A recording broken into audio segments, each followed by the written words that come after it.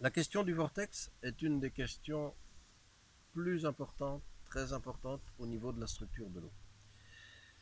Parler de la structure de l'eau, c'est ce que font les chercheurs, les gens qui s'occupent de toute la chimie de l'eau. Et on a découvert il y a 2 siècles environ, surtout en France, que la structure de l'eau, ça consiste à dire, bon, bien sûr, la formule chimique, c'est H2O, c'est-à-dire 2 atomes d'hydrogène pour un d'oxygène.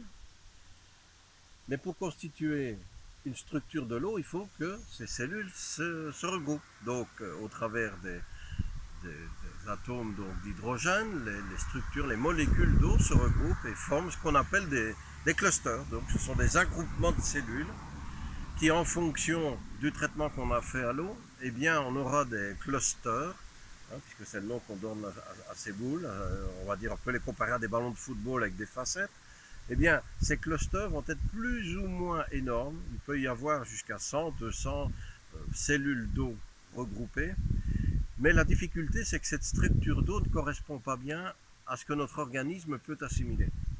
Et notre organisme, il préfère, lui, avoir moins de travail, avoir des clusters qui font 8, 12, en tout cas peu de cellules regroupées.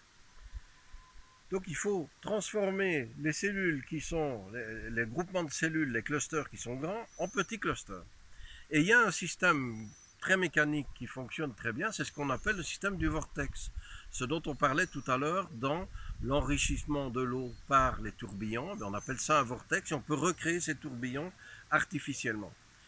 Le fait de donner une rotation à l'eau dans un sens et puis dans l'autre, comme si on se trouvait dans une rivière ou dans un ruisseau, eh bien on restructure mécaniquement tous les clusters et ces clusters seront plus facilement assimilés par l'organisme parce que l'oxygène, c'est quand même ce qu'on a besoin pour vivre.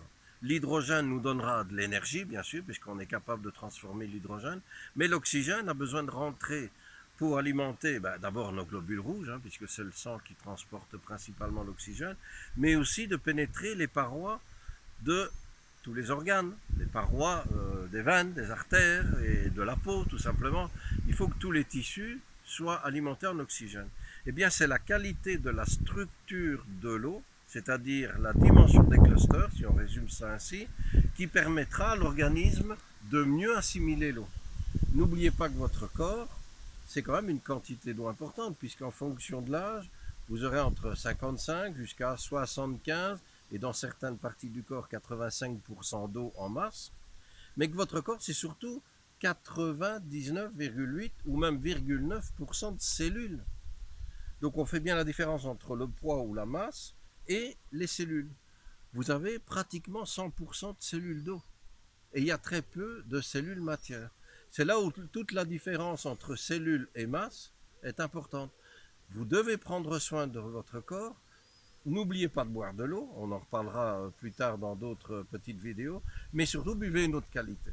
Et pour ça, il faut d'abord faire la première chose, le premier pas, c'est de restructurer l'eau. Il faut avoir les appareils qui correspondent à ce petit traitement technique qui n'est pas bien important, mais vital.